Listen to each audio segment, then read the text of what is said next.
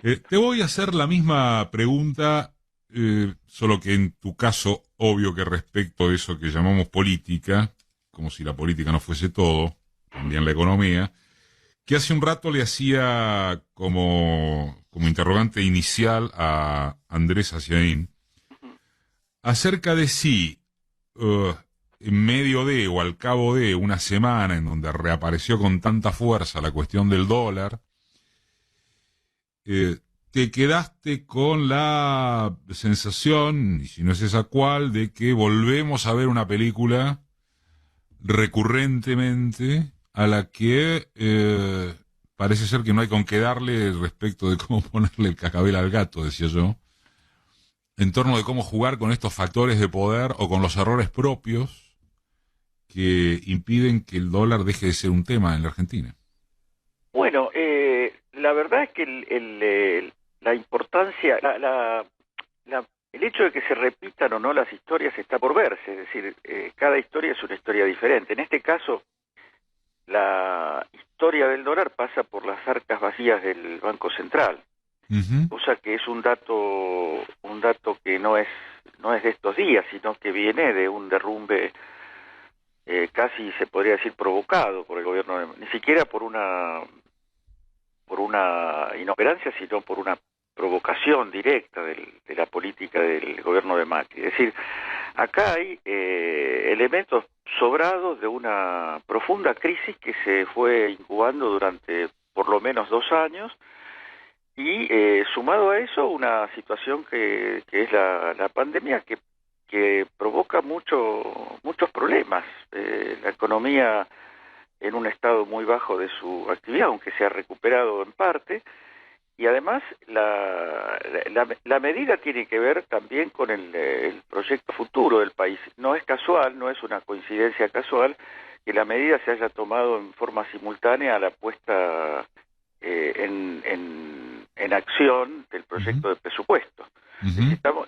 La medida no está pensada para esta semana ni para este mes, sino es una medida protectiva, una medida de previsión en relación a cómo repensar la economía argentina con vistas a asegurar el ingreso de dólares del modo que tienen que ingresar, es decir, por la producción y la exportación. Me parece que ese es, y por la sustitución de importaciones, que me parece que ese es el nudo de cualquier proyecto que se proponga tener una economía sana en un país independiente y soberano, ¿no?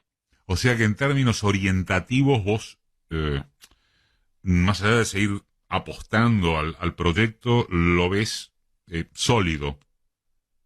Bueno, se está buscando la solidez porque como proyecto me parece el único viable, el único que vale la pena por lo menos esforzarse por poner en marcha.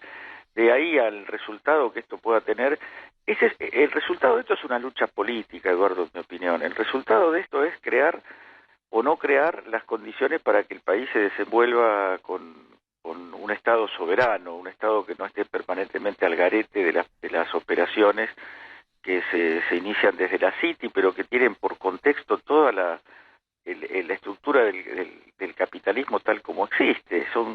Por otro lado, hablando de esto último, tampoco uno puede dar certidumbres absolutas sobre el futuro económico en un mundo que no las tiene. Uh-huh. Argentina no puede despegarse de la realidad crítica que tiene el capitalismo. Yo creo que la apuesta es que la experiencia de la pandemia provoque un replanteo de la relación entre Estado y corporaciones. Y eso no lo veo imposible, tampoco es una profecía, ¿no? Porque ahora está muy de moda profetizar sobre cómo va a ser el mundo cuando pase el núcleo más peligroso de la pandemia, porque Nadie lo sabe, ¿no es así? nadie lo sabe, y además nadie sabe si esta pandemia es la última, que no lo es, pero que no se sabe si se abre un ciclo, un ciclo de mucha perturbación sanitaria, porque las condiciones en las que se vive y se produce en el planeta Tierra, los que entienden del asunto, yo no soy un especialista en esto, pero los que entienden del asunto dicen que no puede provocar otra cosa que respuestas como la que estamos viviendo. Despegar la pandemia de las condiciones de vida y de producción en el planeta es un error. si no hay una profunda reforma para la que hace falta consensos estatales de una proporción inaudita, digamos, con la línea política de Trump en Estados Unidos, yo no creo que ningún augurio de felicidad mundial tenga asidero. Ese es un poco el punto de vista mío.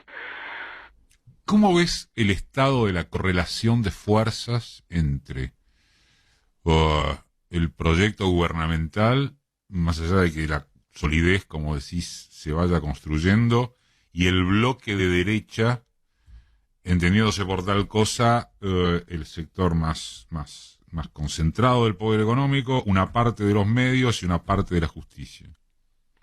Bueno, yo creo que ese es el horizonte que hay que mirar, la relación de fuerzas. Yo creo que el gobierno arrancó y sostiene un nivel de credibilidad y de respaldo, diría yo, importante, y con una política, con un enfoque de la cuestión que tiende a abrir, a sumar, a hacer más ancha la base de sustentación. No me refiero a una base activa y militante solamente, sino me refiero a una base electoral, una base de simpatía.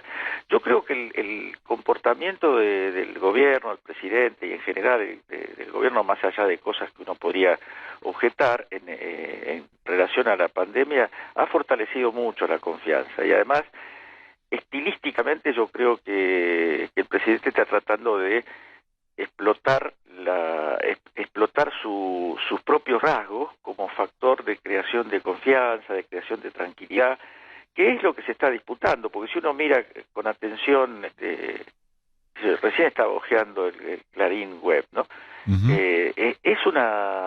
Es un estilo literario repugnante, ya no es solamente el contenido. Bueno, además es terrorismo sintáctico. Exacto, es una brutalidad, es una brutalidad. Yo creo, yo siempre te digo, Eduardo, que yo no me considero un periodista, en el sentido que yo no tengo una formación sistemática en el periodismo. Yo hago periodismo por las razones que tienen más que ver con contextos de mi propia biografía que con una profesión. Pero para la profesión de periodismo esto es terrible. Si esto no tiene en algún punto un freno, un autofreno, no estoy hablando de ninguna proscripción, es muy problemático, porque el lector en este caso, para seguir siendo lector tiene que tener una avidez de brutalidad, de egoísmo y de negatividad muy grande. Se crea una especie de comunidad de lectores horrorosa. Por suerte parece que la comunidad de lectores de estos órganos son cada vez menores. También que eso tiene que ver con otras formas de la comunicación, pero por lo pronto que esa tinta sucia no se lea menos, ya es un hecho positivo. Pero yo creo que la relación de fuerzas, en la relación de fuerzas hay que colocar la estilística que ha adoptado Clarín y La Nación, fundamentalmente, Infobae también. No creo que sea en sí misma una posición de ofensiva. No los veo en una posición de ofensiva. Los veo en una cosa brutal, como previendo que si el gobierno se consolida su base electoral, después va a ser muy difícil la pelea, porque la pelea obviamente en algún momento se va a dar. La pelea por una comunicación democrática, por una comunicación que no sea este torbellino de brutalidades, va a estar a la orden del día. Yo sé que Alberto Fernández no tendría, en algún momento dijo que él pensaba que la cuestión de la comunicación se resuelve aplicando la ley de competencia, cosa que yo discrepo, porque me parece que es reducir la comunicación a una mercancía cualquiera, y en el mundo que vivimos la comunicación es el nervio central del funcionamiento del mundo. No es regular la venta de salchichas, que está bien que esté regulada porque se corre peligro con la salchicha, pero el peligro que todos los días asume la sociedad argentina en este frenesí de terrorismo comunicativo es muy alto, es muy dañino para la sociedad argentina, no para el gobierno. Para la sociedad argentina se está volviendo un tumor maligno esto, realmente. Te mando un abrazo, Edgardo. Bueno, un abrazo para vos Gracias también, como Eduardo. siempre, viejo. Gracias, gracias. Edgardo Moca pasó por Marca de Radio, como siempre, tan interesante. Además con ese tono tan reposado, ¿no es así? Analíticamente.